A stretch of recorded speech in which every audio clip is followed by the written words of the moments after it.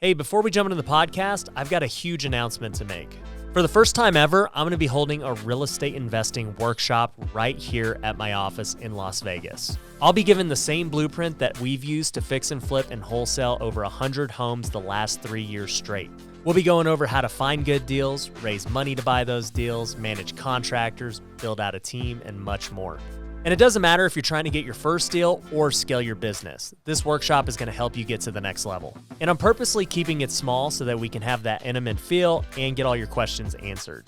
So if you want to jump in on the workshop, you can find it at ryanpineda.com. It'll be right there on the main page, or you can click the link below.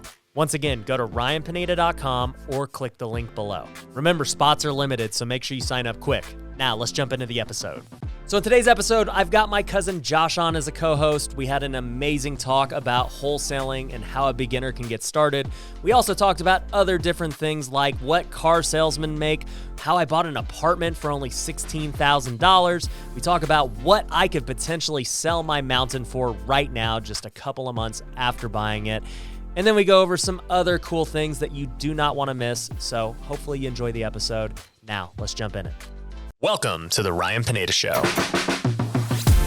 where our mission is to invest. I only expect to make money in things that I understand. Innovate. It's about believing in the future and thinking that the future will be better than the past. And inspire. I am much more likely to hit my goal just due to putting it out there. You're now rocking with the best. What's going on, everybody? Welcome to another episode of the Ryan Pineda Show. Today, I've got my co-host Josh with me again. Hey, man. And we are going to talk all things wholesaling. Yes. Because you have asked me about this like at least 100 times. Yeah, it's on my mind. You know, I mean, it's one of those things. You can buy houses without money. Yeah. You know, it's like, whoa, wait a second. So you're telling me that I can buy a house without money and then potentially sell it to somebody else For a profit. For a profit, yeah. Right. Yeah, surprise. Yeah, I'm enjoying today something new. I've got some bone broth here. Nice. So I'm excited about that. Maybe it's supposed to be very healthy, but it New kind of protein. tastes too good to be healthy, I think. But whatever. I'm gonna pretend it's healthy, just like my coffee addiction we talked about other episode. Yeah. Well, you're just drinking soup right now. That's what that is. Yeah. Yeah. So soup during podcast is good. Yeah. But anyways, let's talk about wholesaling, dude. I honestly, I've done a ton of videos and content about like, hey, here's how to do it. But I think what would be better is if you just straight up ask me questions as a guy who's never done it and still kind of doesn't fully understand it. Yeah, I mean, I think I got the basic concept down of, you drive around. You tell me what you think that wholesaling is. Yeah, so let's find out. You drive around, you look for houses that are kind of falling apart. And then you go and you approach the owner or, perceived owner of the house and, hey, I'll buy your house for this much and, turn it into another person that's wanting to flip the house and mark it up 10, 15 grand from what you bought it from the original owner from. Okay. And then once, you get your check, once that the flipper takes over on it and done, you're out and you walk away with 10, 15 grand. That is a pretty good explanation. The only part where maybe you already knew, but you said that, you're going to sell it to the flipper for 10, 15 grand more than you bought it from. Yeah. You don't actually buy it. Yeah. Yeah. You kind of, you put it into like a negotiation, like under what is it? Pending. Pending sale. Well, yeah, the way that it really works is like you just get it under contract. So like if you're the seller, I'm like, hey, Josh, dude, sell me your house for $300,000. You're like, all right, deal. Yeah. So now we're under contract, right? Yeah. In most scenarios, I would buy the house and, then I would go fix it up, go flip it. Maybe, I sell it for $400. Mm-hmm. But with wholesaling, I've got it under for $300. And then, my camera guy over here, he flips. And, he's like, Ryan, dude, I want to buy it from you for $320. I'm like, all right, you know what? Instead of me even having to get the $300,000 to buy this and pay closing cost and, deal with all that, how about instead of selling you the home, I just sell you the contract. The contract. Yep. Yeah. So what happens is I basically assign him the contract to the house. So you and I are still in contract. Yeah. And for all intents and purposes, you think it's just you and I doing the deal from the way it usually goes down. And then, my camera guy over here, Kyler, He ends up sending the $320,000 to the title company. You get 300 as the seller. I make my 20 grand. He gets his property, and that's how wholesale works. Yeah, done deal. Done deal. Done deal. Finding the deals is the hard part of that. Yeah. So you just hit the nail on the head. Yeah, that's. I mean, there's a lot of door knocking, mailers. I mean, like as far as advertising and marketing goes, you know, what is the most effective that you've come across? Because I know you had the what was that app that we had Yeah, so one of our sponsors is actually Batch Driven. They're a Driving for Dollars app. And if you guys use the promo code, or if you go to batchdriven.com /Ryan, sorry. Batchdriven.com /Ryan, you'll get a 7-day free trial. So essentially, nice. that is one way to get deals. You drive around the neighborhoods. It's called Driving for Dollars. Mm-hmm. And then you mark houses that, are beat up, whatever. And then, you try and get a hold of the owner, which you can do directly through the app, and then make a deal. Yeah, and then you just walk away with it, and you run from that point. It's like yeah, well, and once you have a deal, right? You said it. Finding the buyer is not hard. Yeah, it's finding the deal. It's finding the deal that's harder. If you need a buyer, I'll literally buy anything. That's a deal. Yeah. Yeah. And here's the thing too: if anyone watching this has a deal, I want you to do this. Send it to Sean, SEAN, at homerunoffer.com. SEAN at homerunoffer.com. Go blow his email up. And we'll help you buy it, or we'll help you at least. We'll either buy it ourselves, especially if it's in Vegas or a market we buy in. But if not, like let's just say it's in Texas or something, we're not really buying there. You are, but we're not. Yeah, I am. We know almost freaking everybody in the country. So we can find a buyer for it. So, yeah, we're actually going to open up that side of our business more, really just trying to move deals for other people.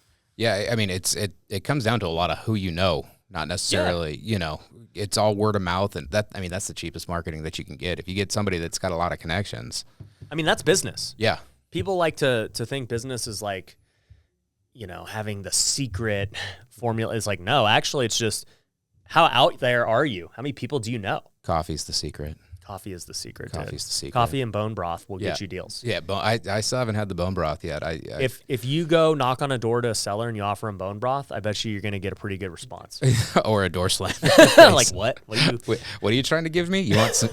Thanks for the soup. You want my bone marrow? Yes. Yeah.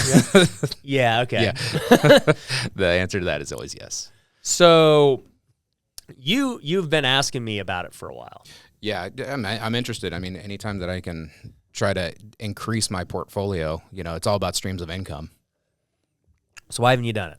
Like most people who have heard of it, yet they don't do anything. Why not? Oh, well, I have been driving around. I was using that app and sending you, the marketing company pictures and stuff. And yeah, I've driven around. I've sent several hundreds of pictures, you know, and it's just who bites. You know, it's hard finding those deals. Yeah, and you have to stay consistent, and it turns into a all the time thing in my head, at least. And that is the tough part. Being completely truthful to everyone watching this is like, to succeed in today's market, you can absolutely have a job and then, do it on the side, but to do it at a high level, right? You can't do it at a high level and not be focused on it. Yeah.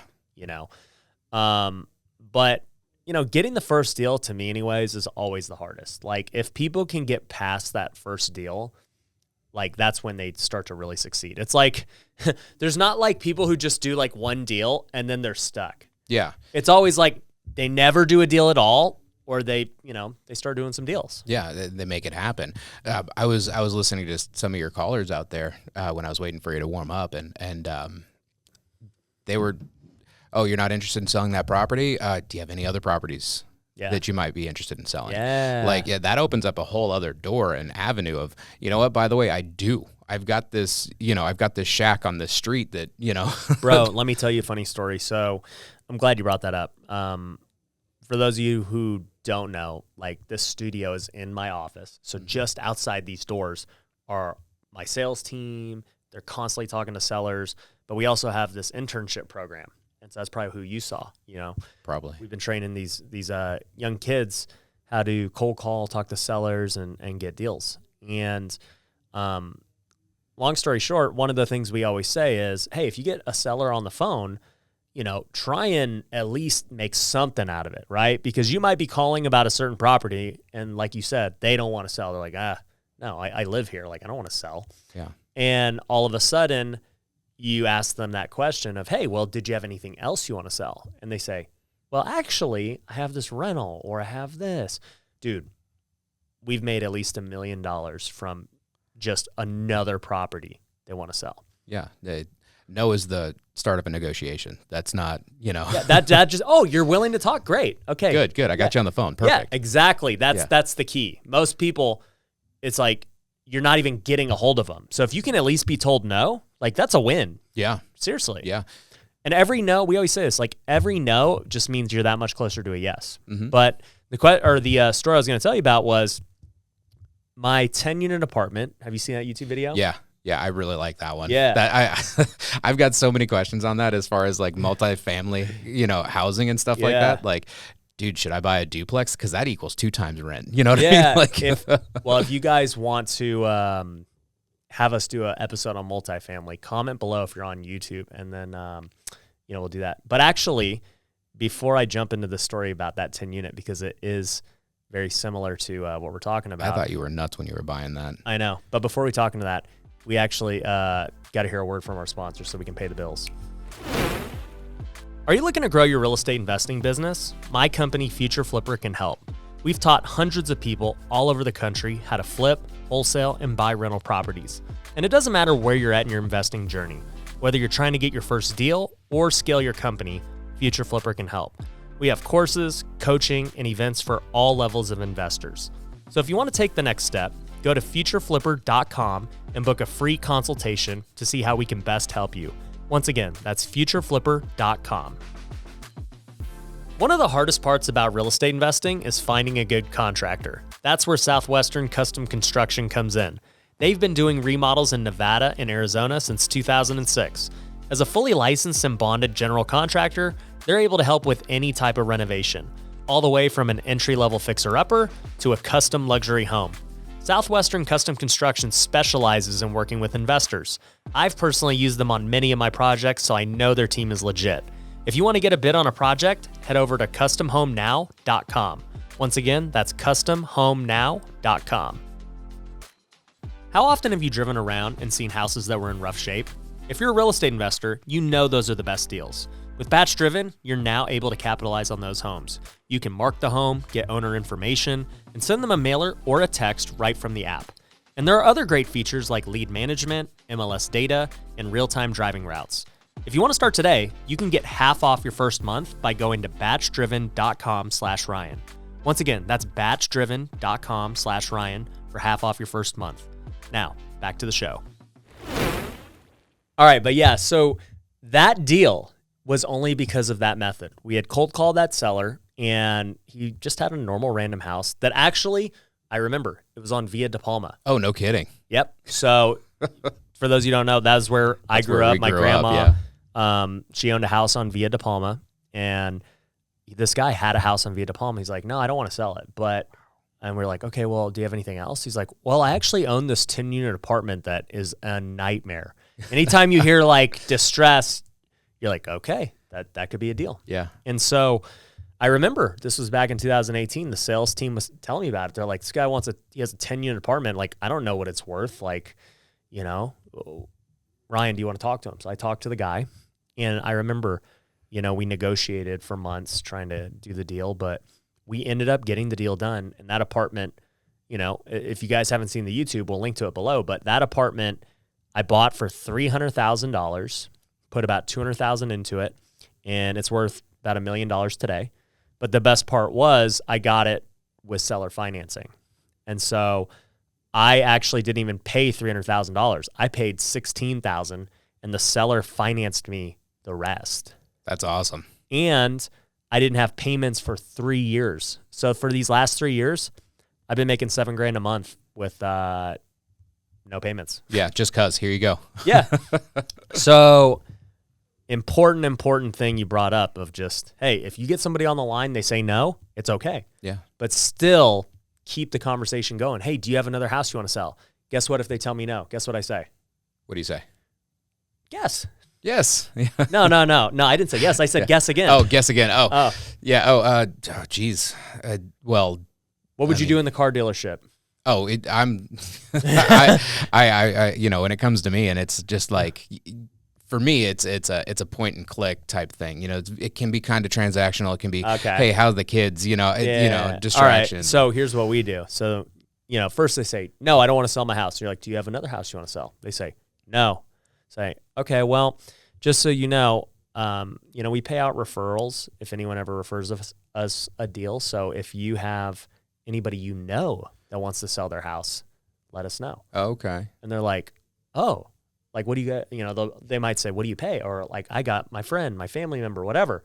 So now that seller who has no intention of selling you the home you called on leads to a deal. See, yeah, because hey, by the way, I got my friend that's trying to get rid of their house. Okay, yeah, no, that's good. That line doesn't necessarily work with mine.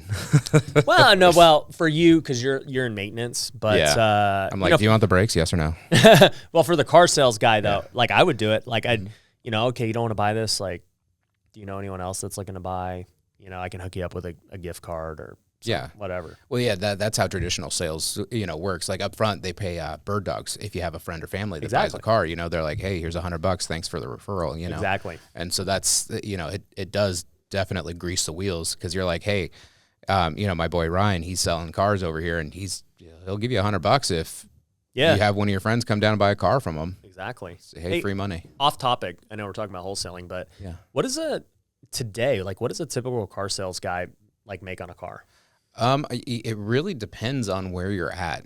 A lot of dealerships, they pay in units that are sold. So depending on, like, if it's a brand new unit, the dealership really doesn't make any money on it. Right. So, they consider those mini deals. Like, what's a mini deal pay? $250. That's what I thought. I heard that at like CarMax. It's like just $250. Yeah. And then, if you have a used car, they get a percentage of what grosses in it and the spread. Yeah. It really depends. And they usually, so they want to sell those fat spread used cars. Yeah, always. And, old age units too, it's just to get them off the lot. It's, they have incentives, and there's all kinds of, my E-Class, there's trunk money, you know what I mean? Yeah. Like, they're like, from the manufacturer, here's free 10 grand, like, here you go. To dealership or the sales guy? It goes towards the car deal. Oh, yeah. To make it, to make it cheaper. Yeah. To make it cheaper. You can make a sale. Yeah. You can make it, more inviting. Yeah. I actually have my friend Lucky Lopez. He's coming on the podcast. I don't know if it's going to air before this one or after, but I did a YouTube video with him. We went to the car auction. Yeah. And it was fun. It was insightful, like, to see, evaluating the deals. It's wild, yeah, because you have to walk around the cars, check out, see if there's any warning lights on. There's so much technology in cars now that it's one warning light. If you got a smashed radar sensor, welcome to the land of, that could eat up your $5,000 in profit. Yeah, no doubt about it. But anyways, we're not, we'll talk about cars in another video. Back to wholesaling. You'd asked me another thing of, like, what's the best marketing channel? Like, what's working? And I think driving for dollars is great. We talked about that. But I had also mentioned that I got that apartment from cold calling. Yeah. I think cold calling is tremendous. With cold calling, it's very cheap compared to other lead sources. Like, you've seen my commercials on TV. I wish I could play one right now, like on the TV behind me. Yeah. But, dude, they ain't cheap, man. Oh, yeah. I mean, we're spending tens of thousands every month to run those. But, if you got a list of phone numbers, it's just, hey. It builds up everything. Yeah, put in the number or put in the work, cold call them. And, if you can get somebody on the other line, there's potential to make a deal some way. Yeah. I saw something on, I don't know what I was watching, but I saw the same thing. Guy asked, hey, do you have anything else? Yeah. And he had a spread of like he's like, hey, I've got a cul-de-sac of houses that I'm willing to sell. You know, Wow. it's like, yeah, surprise. Now all of a sudden you're making $1 million, you know, and it's Dude, the big package deals are where it's at, dude. That's the one thing I've realized is when you're wholesaling, okay, you had mentioned that, hey man, like, you know, if you can make 10, 15 grand, it's good. yeah. I think our average wholesale fee last year was around 25 grand. And it's because we're good at, you know, finding people who will pay more. We're good at negotiating cheaper deals. But, you know, we're also in a market where it's a pretty normal price market, I would say. It's not like it's probably near the American median, you know? And so you can get bigger spreads when you deal with bigger numbers. Now, like I have students in my coaching program, Future Flipper. You know, if you guys haven't even seen anything about what we do on the real estate education side, go check out futureflipper.com. But some of my students, they're in like the Midwest, right? And these houses are literally like 20 grand. Yeah. You know, they're like 20 to 50 grand. But it's like, you can't wholesale a house for 25 grand when it's costs 15 grand. Like Yeah. Usually. Yeah, exactly. You know, the houses just are not worth that much. You know, Yeah. you're lucky to make 5-10 grand. That's where the rent comes in though. Like that's, Yeah, they're just trying to get rentals. Yeah. You know, for 20 grand, it's not like it rents for $200. Yeah. You know, it's Yeah. going to rent for $700-800. $700-800. That's where it's at. You're making Yeah. hand So over fist there. there's different strategies for different markets. That market, rental market for sure. But then when you look at like these really expensive places like, you know, Cali, New York, whatever, dude, I've got buddies. Their average wholesale fees are like 50-70 grand. Oh wow. Yeah. That's huge. Because they're dealing with homes that are in the millions. Yeah. Because when you think about it, it's like, let's just say you get a home for $2 million under contract. Like you sell it for 2.1. Yeah. Like that's pretty normal. That's just amazing to me. Yeah, because the guy who buys it is gonna, you know, build it up and sell it for in the threes. Yeah. But you know, they're not gonna haggle you over $5 grand. Yeah, exactly. Wow. So you know, it's like wholesaling is crazy, dude. I actually have had buddies who have done $1 million plus wholesales.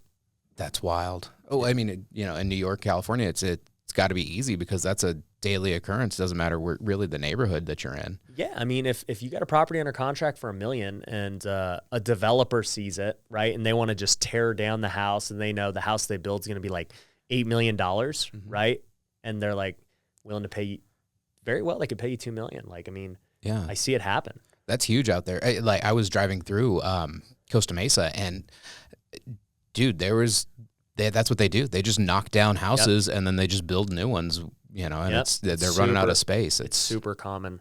And they're willing to pay a premium to get those lots. Mm-hmm. And I've also seen really big deals done with, like you had mentioned, like buying a whole cul-de-sac, you know, a portfolio of homes. Yeah. Land is a big one. For instance, my land. So let's talk about my mountain. Let's talk about it, man. I don't talk about it enough. I'm just talking about it so I can like will it into existence sooner. It's happening. Yeah, It's coming. It's around the corner. I'm meeting with my architect today, so that's exciting. But anyways, the mountain, I put it under contract originally for $620, and right after I went under contract, a developer came in and put the rest of the parcels under contract. Oh wow. For $9 million, paying double what I paid like per square foot. And I have like way better views, everything. Long story short, I didn't know if they're going to close or not. So I never even mentioned that part of the story in the original videos. But they did close. Nice. And the funny thing is, It's an equity. well, I already knew I had a crazy deal. But with them, when I was in contract, they actually approached my agent. They're like, does Ryan want to wholesale it to us? You know? Oh wow. And I would have made easily multiple six figures easily. And I was like, no, I don't. Yeah. I want my mountain. Yeah, I want to buy the mountain. So I ended up, closing, right? And then they just recently closed. And I went to their office because they're, telling me about their plans. And I'm not going to talk all about the plans on this podcast. But if you guys follow me on YouTube, I will. You guys will see the videos on it. But essentially, with what they're going to do and what this plan is, the the land is worth a lot. And they want to buy me out, but I didn't even entertain an offer. Yeah. They're like, what do you want for it? What do you want for it? I'm like, not for sale. Like, Yeah. I'm building. But after we got done talking, he was like, you know, if we do this and this and this, I think your land's worth $5 million. That's nothing to, be Yeah. worried about there. Well, I bought it, 2 months ago for $620. Oh yeah, nice. So that's a little bit of a return that you're going to get there. A little If bit of a I return. sold it. If you sold it, yeah. Yeah. Or what is it? It first person to say a price loses too. Is that? Yeah, I need 10 million, dude. Yeah. Yeah. No. But and there's a lot of reasons why the price is that. I mean, I even said in the video, I said, hey, I believe that it's easily worth 2 million, like conservatively. Yeah. Right when I bought it, even without the sketch. Just with the views and. Yeah, and I said if it was ever in McDonald Highlands, which is a premium community of Vegas, it's going to be worth at least 5 million. Yeah. And it may end up being there. Yeah. Oh yeah. Sky's the limit, man. Yeah, just with what this guy wants to do. Yeah. So the whole point is, when it comes to wholesaling, I could have wholesaled my land and made a far bigger wholesale fee than ever. Yeah. I mean, it could legit, if I wanted to sell to them, we never talk firm numbers, but it could be a 7-figure profit. Nice. But I'm not going to do it For a couple of months of. for a couple of Yeah. months. Surprised I have this now. But because I found the right deal. Yeah. And those deals are out there.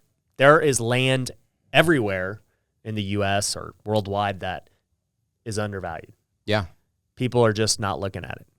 I've actually seen some parcels that are.